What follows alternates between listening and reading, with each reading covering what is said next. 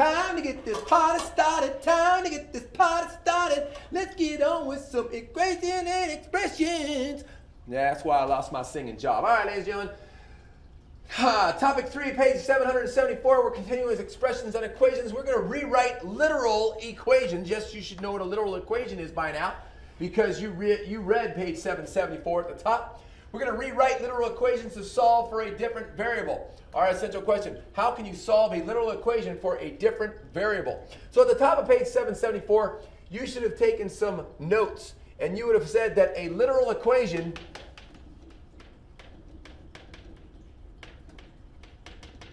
has two or more variables. They're not the same. They're not the same variable, which means formulas are literal equations. When you say area is equal to the base times the height of a rectangle, you have a literal equation. There are three variables. They all represent something different. When you say distance equals the rate times the time, any formula that you can come across, the formula for changing Fahrenheit to Celsius and Celsius to Fahrenheit, it's all literal equations because they have more than one variable. So we're just going to rewrite them and solve for something different. And guess what? We're going to isolate, doing the same exact thing, inverse operations. We're going to keep it balanced. Guess what? Doing the same thing. Properties of equality. Whatever we do to one side, we do to the other. It just won't be with numbers. It's going to be with letters. So don't get confused. So they're asking us to rewrite the equation and solve for y. So on our first one, 3x plus y equals 5. So we're solving for y. Our final answer has to have y equals. That's what our final answer has to have because it's telling us to solve for y. Which means we're going to move everything else to the other side of the equation. All right. So we ask ourselves, just like we did before, what are we doing to y right now?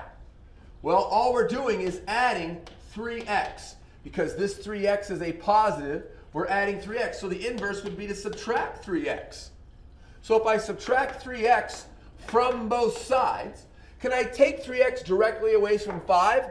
No, they're not the same term. It's kind of like there's a 0x there. And 0x minus 3x's will give us a negative 3x. So we end up with y equals 5 minus 3x. That is an acceptable answer. I want you to start learning how to write it in standard form, and we always put the variable term first. So we would say y equals negative 3x, that 5 is positive, plus 5.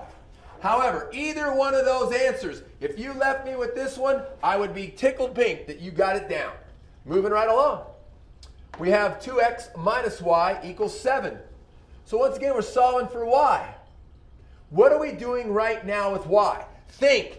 This y has a negative in front of it. Remember, the term has a negative. So we're actually multiplying y by a negative 1. And then we're adding 2x. The inverse of that would be to subtract 2x and divide by a negative 1. So we're going to do that first. Subtracting 2x from both sides. So we have negative y equals 7 minus 2x. Now we're going to divide by that negative 1 because we've got to get rid of that negative. We have to have a positive y. That's what it said to find. And when we come over here, we actually divide every term on the other side by the negative 1. So y now equals negative 7 plus 2x. Writing that in standard form with the variable term first, y equals 2x minus 7. Now here's why I had to divide both the 7 and the negative 2 by the 1. Take a look at this statement right here. If I have 4 plus 2 equals 6, is that true? It certainly is. Well, if I divide the 6 by 2, let's just say I'm going to do it. I just want to. That'd give me 3. And then I come to the other side and I say, well, I only want to divide the 4 by 2. Is 2 plus 2 3? No, but if I divide the 2 as well, 2 plus 1 is 3. So I have to divide everything. Anytime I do something like that, I don't care if there's 5, 6, 7 terms, I could divide them all. One more time, negative 2x minus 3y is equal to 6. We're solving for y. What's happening to it right now? That's right, it's being multiplied by a negative 3. And then since that x term is negative, we're subtracting a 2x. Inverse operations in reverse order says we're going to add 2x, and then we're going to divide by the negative 3. I'll tell you, this stuff is exactly the same as what we've been doing for the last month, people. It's all the same. Just because there's a whole bunch more variables or numbers doesn't change anything. So now I'm going to add, oops, I didn't put an add sign there, add 2x to both sides. Again, I'm adding 2x to 0x's. I get negative 3y, because there's a 0x there. Negative 3y is now equal to 6 plus 2x. And now I'm going to divide by the negative 3. And of course, I'm going to divide everything by the negative 3. The 6 by the negative 3 and the 2x by the negative 3. These simplify out. Y equals 6 divided by a negative 3 is negative 2. 2x divided by 3 is negative 2/3 x. I could write that as 2x over 3, but I might as well just make the numbers the fraction. Putting that in standard form, y equals negative 2/3 x minus 2. So again, don't worry about putting it in standard form, but I am mentioning it because it is important down the road as we get to something soon here. Alrighty, one more time. 12 is equal to 6x plus 3y. Solving for y, I'm multiplying by 3. I'm adding 6x. So I'm going to subtract 6x and divide by 3. So 6x comes off here. 6x comes off over there. Negative 6x plus 12, that 12 is a positive, is equal to 3y. Now I'm going to divide by 3 every single term on both sides. I get a negative 2x plus 4 is equal to y. And I could again put that in standard form by saying y is equal to negative 2x plus 4. Okay? Solving for y. Ladies and gentlemen, piece of cake.